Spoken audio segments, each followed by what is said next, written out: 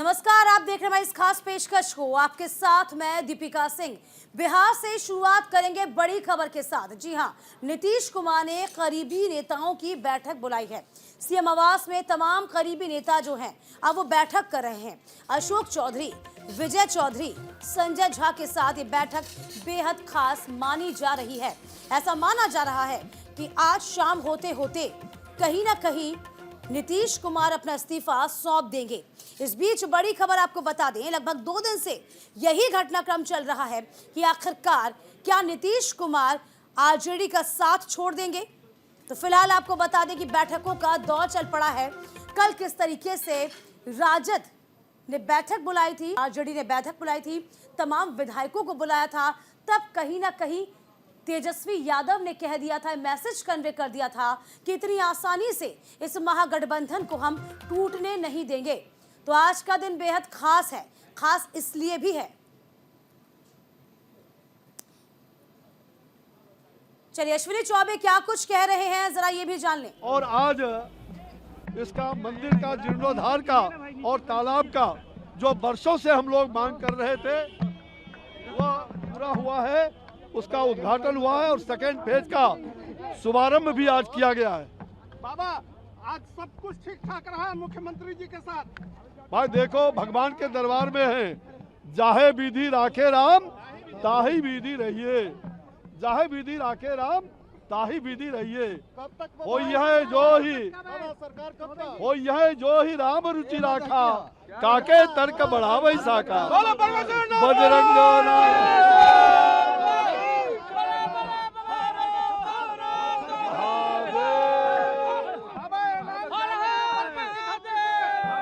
बक्सर की धरती से दूसरा ऐलान कि यहाँ भगवान राम की प्रथम कर्मभूमि में दुनिया की विशालतम मूर्ति श्री राम की और रामायण सेंटर बनने जा रहा है, उसका भी भूमि पूजन जल्दी होगा। अरे हो यह जो ही राम रुचि राखा, जाहे विधि राखे राम ताही विधि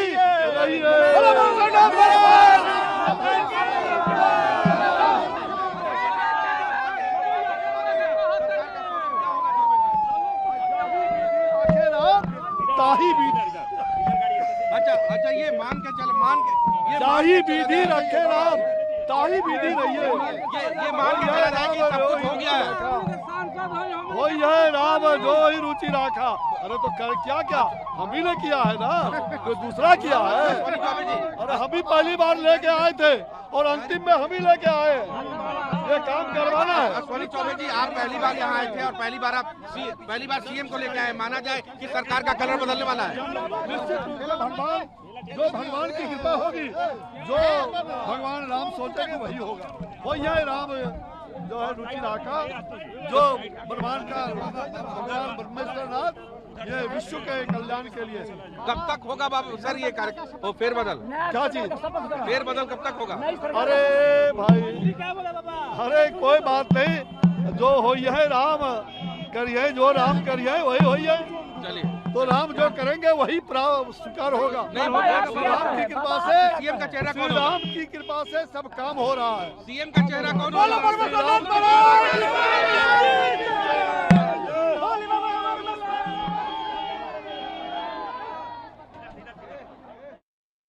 आपको बता दें बड़ी खबर आज की, नीतीश कुमार ने तमाम करीबी नेताओं की बैठक बुलाई है।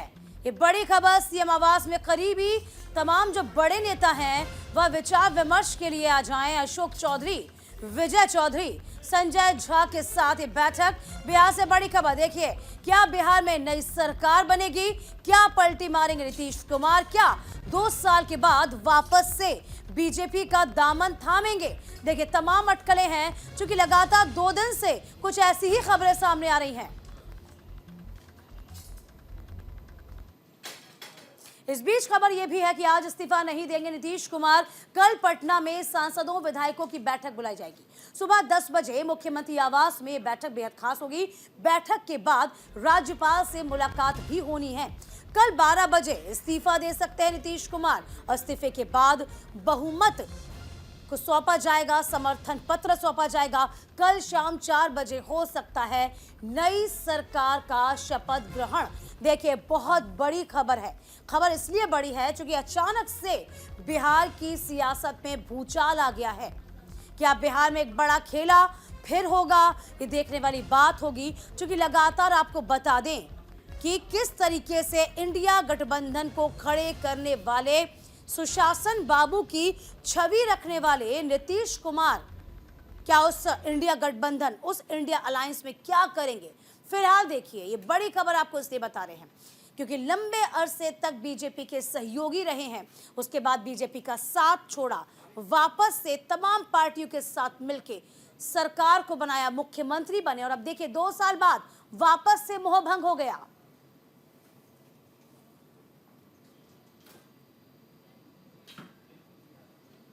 तो बिहार में सियासी घटनाक्रम के बीच वार पलटवार का सिलसिला शुरू हुआ है। एक तरफ से जेडीयू शब्दों के तीर चला रहा है, तो वहीं राजद भी पलटवार कर चुकी है। जरा जानिए। कुमार जी राज्य के निर्वाचित मुख्यमंत्री हैं, किसी पद के आकांक्षी नहीं हैं, इसलिए ये साफ तौर पर जिनके मन के अंदर कंफ्यूजन है वो जाने। हमारे मन के अंदर कोई कंफ्यूजन नहीं है, और कंफ्यूजन जिनको है उनकी सोच, उनको मुबारकबाद। अरे कौन निशाने पर हमको लेगा? तीर हमारे हाथ में है, तो तीर जिसके हाथ में उसको कोई निशाने पर लिया है। हम जिसको निशाने पर लेते हैं वो सीधे तौर पर लेते हैं।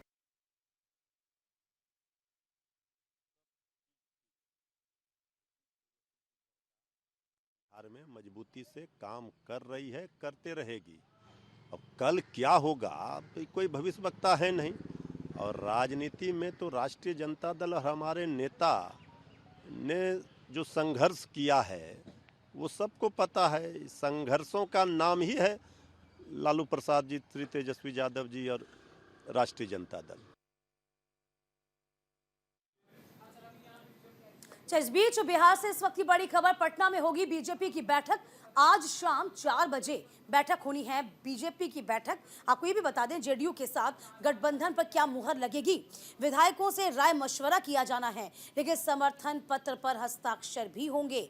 आज रात बीजेपी का समर्थन पत्र होगा, सीएम के आवास पहुंचेगा, ऐसी खबरें हैं। क्योंकि आज 4 बजे आपको बता दें बैठकों का दौर चालू, जहां 1 बजे आरजेडी तमाम विधायकों के साथ विचार मंथन में जुट जाएगी। ठीक इसके अलावा आपको बता दें कांग्रेस की बैठक होने वाली है। 4 बजे का वक्त निर्धारित है बीजेपी की बैठक के लिए। देखिए, बड़ी बात यह है कि तमाम विधायकों के हस्ताक्षर यहां किए जाएंगे, हस्ताक्षर करवाए जाएंगे और ये सीएम कार्यालय पहुंचाया जाएगा। तो फिलहाल राय मशवरे का जो दौर है वो अब चल पड़ा है।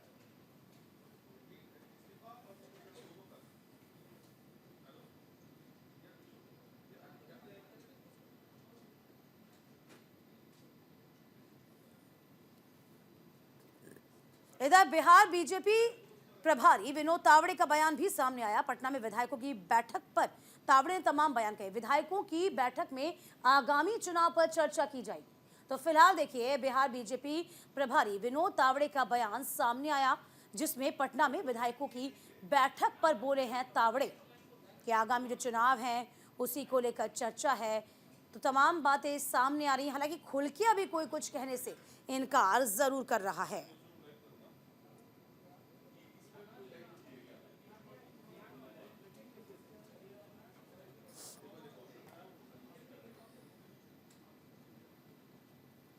भारतीय जनता पार्टी बिहार के प्रदेश कार्य समिति, सभी सांसद और सभी विधायकों की बैठक है। उसमें लोकसभा प्रवास, लोकसभा चुनाव को मद्देनजर रखते हुए जो चीज़ें राष्ट्रीय स्तर पर पार्टी ने तय की है वो बिहार में कैसे होगी, क्या होगी, सांसदों के अपने क्षेत्र में उन्होंने क्या करना है, विधायकों का लोकसभा में कैसे योगदान रहेगा, इन सब बातों को लेकर आज चर्चा होगी। तो बिहार में सियासी अटकलों के बीच केंद्रीय मंत्री गिरिराज सिंह और राजद सांसद डॉक्टर मनोज झा ने क्या कहा, जरा ये भी सुन लीजिए। दरवाजे तो सदा बंद हैं, आगे मैं कार्य करता हूं, पार्टी सर्वोपरि। पर चलती है और नीति और नेतृत्व से जो भी आस्था रखते हैं, जिसकी भी सहमति होती है, उनका स्वागत होता है। और भारतीय जनता पार्टी कभी भी अपने नीति से नेतृत्व से विचलित नहीं होती है। नरेंद्र मोदी जी के नेतृत्व में भारतीय जनता पार्टी पूरे देश में विकास के जिस पैगाम को लेकर चल रही है, उसमें हर किसी का सहयोग स्वागत योग्य है। क्या लगे, दरवाजा खुलेगा, आप लोग वेलकम करेंगे नीतीश कुमार अगर आना चाहें? देखिए, मैं इतना ही जानता हूं कि प्रधानमंत्री नरेंद्र मोदी जी के नेतृत्व में आज पूरी दुनिया में उनके गवर्नेंस मॉडल को सहमति मिल रही है। यदि देश के भीतर भी कोई सहमति मिलती है तो इसका स्वागत होना चाहिए। और देखिए, दिल्ली से हमारे सहयोगी आनंद इस वक्त बने हुए हैं। आनंद, देखिए, कहा यह जा रहा है कि बीजेपी की ओर से मैनेजमेंट पूरा हो चुका है। बैठकों का जो दौर चल रहा है, उस बैठक में क्या कुछ निकल सकता है, ये बैठक कितनी खास है? आनंद, जानकारी। जी बिल्कुल, अगर आज बैठक की बात की जाए तो बैठक सिर्फ और इसलिए की जा रही है कि तमाम वो विधायक जो कि बीजेपी कोटे से हैं, उनको तमाम चीज़ों के बारे में बताया जाएगा। हाँ। कि सरकार ने क्या क्या फैसले किए हैं और उनमें से कौन कौन किस हिसाब से आगे बढ़ता चला जाएगा।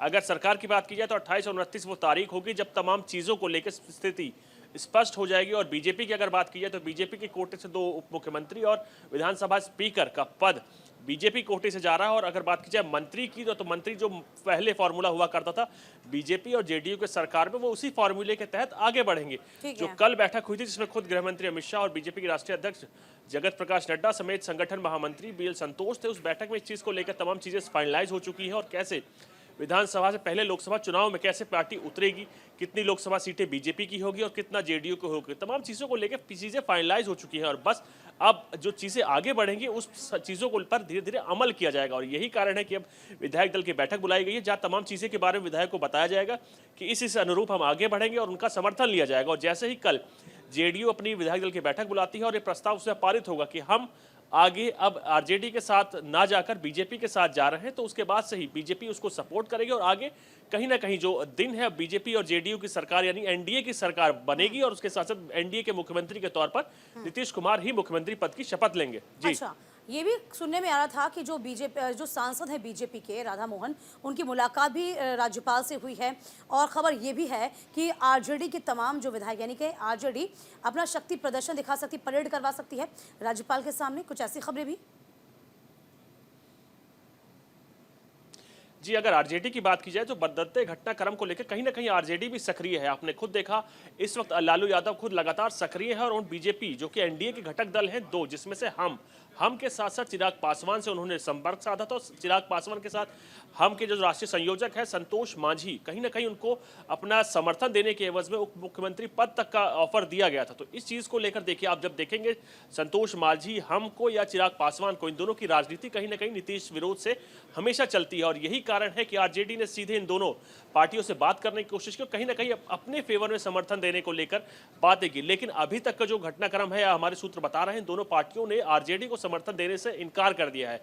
और यही कारण है कि आरजेडी को कहीं ना कहीं इस चीज का इल्म हो चुका है कि जो विधानसभा में जो जादू आता है वो आरजेडी के पास नहीं है।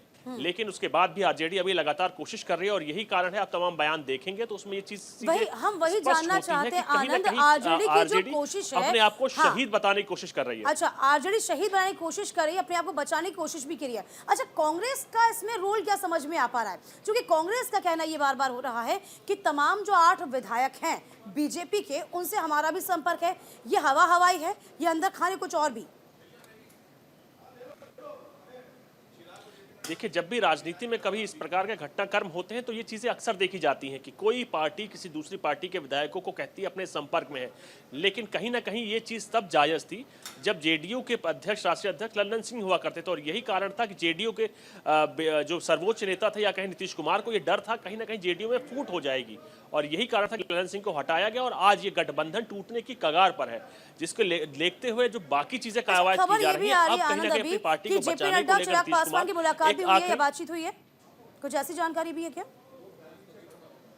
जी बिल्कुल, अगर बात की जाए चिराग पासवान खुद दिल्ली आए हैं और गृह मंत्री अमित शाह से मुलाकात की है, तो तमाम चीज़ों को लेकर बिहार में जो क्या घटनाक्रम रहेगा और उसमें एलजेपी जो कि चिराग पासवान का गुट है वो इस चीज़ को लेकर क्या सोचता है कि आप देखिए जो घटनाक्रम एकदम से बदला है वो भी लोकसभा चुनाव से चंद दिनों पहले हुआ है। अभी कुछ दिन पहले ही तमाम एनडीए के घटक दलों ने बैठक की थी, कहीं ना कहीं सीट शेयरिंग को लेकर अपनी बातें आगे बढ़ाई थी।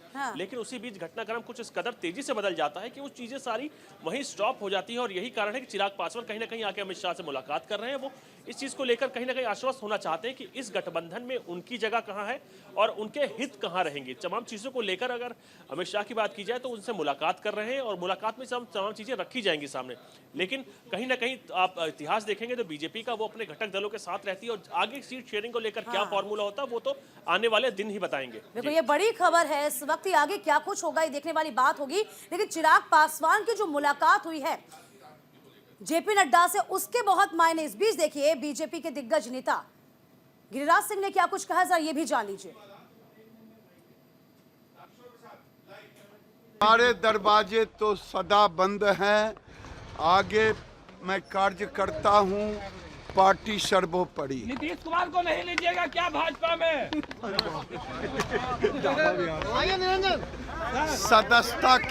सदस्यता के लिए कोई आएंगे तभी ना हम सोचेंगे कि लेंगे कि नहीं। नीतीश कुमार का चेहरा दोबारा बीजेपी के साथ बिहार देखेगा। मैं तो कार्य करता हूं, मैंने कहा कि मुझे कुछ मालूम नहीं, हम तो काशी मथुरा वाले हैं लोग। मैंने कहा था कि जो संशय की स्थिति है वो संशय असहज कर रहा है और इस असहजता को दूर करने का एक ही व्यक्ति के पास निदान है और वो है माननीय मुख्यमंत्री जी। उसका कोई मुझे जवाब नहीं मिला, इसलिए मैं कह रहा हूं कि अब तक अभी आप जो कार्यशैली देखें, आपने तो बिहार को इतने वर्षों में कवर किया, आप देखें नौकरी रोजगार क्या क्या नहीं, बिहार मतलब चर्चा का विषय पूरे देश में अच्छे कारणों से। तो मुझे तो कहीं नहीं दिखता है कि इसमें कोई दरार कोई रार कुछ है और अंततः मुखिया तो नीतीश जी हैं इस महागठबंधन के। चलिए जरा ग्राफिक के जरिए भी आप जान लीजिए कि सीएम नीतीश कुमार का सियासी सफर आखिरकार कैसा रहा। तो आपको बता दें 2000 में पहली बार बिहार के मुख्यमंत्री बने थे। बहुमत नहीं होने की वजह से महज 7 दिन के भीतर उनको इस्तीफा सौंप देना पड़ा था। ठीक इसी की तरह आपको बता रहे हैं 2005 में बीजेपी के समर्थन से सरकार बनाई थी, दूसरी बार बिहार के सीएम के तौर पर शपथ ली। 2010 में तीसरी बार एनडीए के बतौर सीएम के तौर पर शपथ ग्रहण की थी। 2013 में बीजेपी से 17 साल पुराना रिश्ता खत्म किया। 2014 के लोकसभा चुनाव में हार के बाद इस्तीफा दिया। 2015 में मांझी के पद छोड़ने के बाद चौथी बार सीएम के तौर पर शपथ ग्रहण की थी। 2015 में आरजेडी कांग्रेस के साथ मिलकर चुनाव जीते, 5वीं बार बिहार के सीएम पद के तौर पर शपथ ग्रहण की थी। 2017 में महागठबंधन से नाता तोड़ लिया।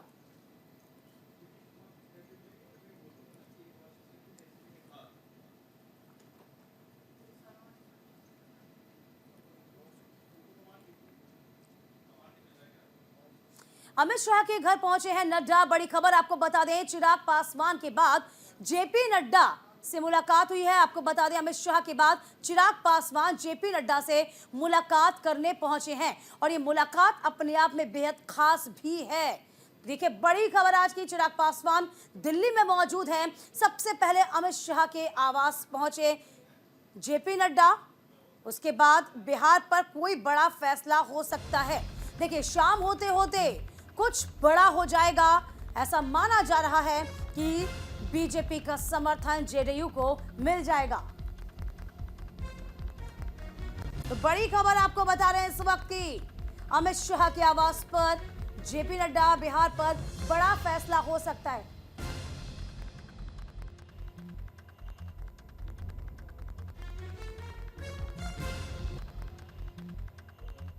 के बाद जेपी नड्डा देखिए मुलाकात, इस मुलाकात के मायने आप समझिए, क्योंकि साफ तौर पर आरजेडी इस वक्त अपने आप को या तो बचा पाएगी या शहीद हो पाएगी। फिलहाल आपको तमाम जानकारी दे रहे हैं, आपको बता रहे हैं कि शाम होते होते तमाम चीजें बदल जाएंगी। बदल इसलिए जाएंगी, और न्यूज रूम से हमारे सहयोगी निशांत इस वक्त बने हुए हैं। निशांत, क्या लग रहा है, शाम होते होते चीजें कुछ बदल जाएंगी? और जो मुलाकात का दौर चल पड़ा है, चूंकि यहाँ पर चिराग पासवान पहुंचे, दिल्ली है, अमित शाह, जेपी नड्डा, सबसे मुलाकात के मायने भी क्या? देखिए, अब अंतिम मुहर लगनी है इस पर, जबकि पटना में जो आज बीजेपी की बैठक होगी और उसमें एक तरह से प्रस्ताव पास किया जाएगा और सारे विधायकों का एक समर्थन पत्र आज बीजेपी के प्रतिनिधिमंडल सीएम आवास लेकर जाएंगे। लेकिन दूसरी ओर अगर दिल्ली की बात करें तो दिल्ली में भी बिहार को लेकर काफ़ी हलचल है।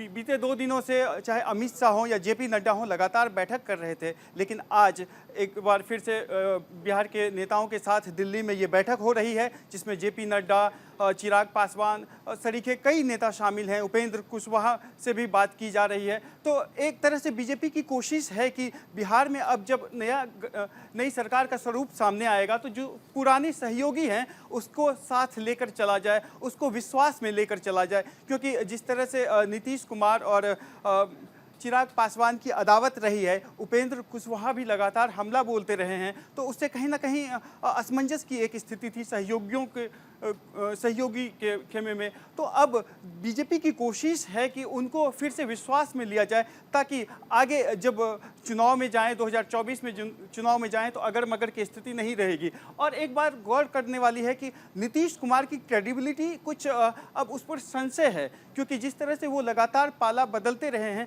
तो बीजेपी इस वक्त फूक फूक कर कदम रख रही है। एक तरफ वो जहां नीतीश कुमार को अपने पाले में शामिल कर रही है, तो पुराने सहयोगियों को यहां नाराज करने की उनकी मंशा नहीं है, उनको भी साथ लेकर चलने की कोशिश है। वही यानी कि नीतीश जाएंगे तो बीजेपी की शर्त पर ही जाएंगे जी। अभी ये जैसे सरकार का गठन, सरकार का नया स्वरूप सामने आएगा तो सारी चीजें क्लियर हो जाएंगी। लेकिन इस बार बीजेपी फ्रंट फुट पर खेल रही है और कहीं ना कहीं आपसे नीति वापस निशांत पूछना चाह रही हूँ कि बीजेपी इस वक्त फ्रंट फुट पर खेल रही है, नीतीश को झुकना होगा, जो कहना चाह रहे हैं नीतीश बाबू उनको तमाम चीजें समझनी होगी। अच्छा, बहुत संक्षेप में मुझे आप ये भी समझाइए कि आरजेडी को हम कहाँ पाते हैं, आरजेडी की क्या भूमिका, क्योंकि आरजेडी इस वक्त जोड़ तोड़ में लगी पड़ी है, लेकिन आरजेडी से कुछ बन नहीं रहा। यहाँ शहीद होने की भूमिका में आ जाएगी आरजेडी कि हम शहीद हो गए हैं, या फिर कुछ कर पाएगी? क्या लग रहा है इसका सिनेरियो, संक्षेप में समझाएं। देखिए, पहली बात, आपके पहले प्रश्न का मैं उत्तर दूंगा कि बीजेपी खासकर 2024 के चुनाव तक वो अभी डिफेंडिंग खेले, लेकिन उसके बाद उनका फ्रंट फुट पर खेलना तय है, जैसे T20 गेम में आप हो सकता है। और राजद की बात करें तो राजद सबसे बड़ी पार्टी जरूर है, लेकिन जिस तरह से सहयोगी दलों की स्थिति है, कांग्रेस के कुछ नेता रडार से बाहर बताए जा रहे हैं, तो ऐसे में एक लेवल, मतलब हाथ में कुछ आने का नहीं है, सिर्फ आप हाथ मार रहे हैं, लेकिन होना कुछ नहीं है। बहुत शुक्रिया निशांत आपका तमाम जानकारी देने के लिए। तो शाम होते होते चीजें स्पष्ट होगी, इस खबर पर हम नजर बनाए रखेंगे। फिलहाल वक्त एक छोटे से ब्रेक का।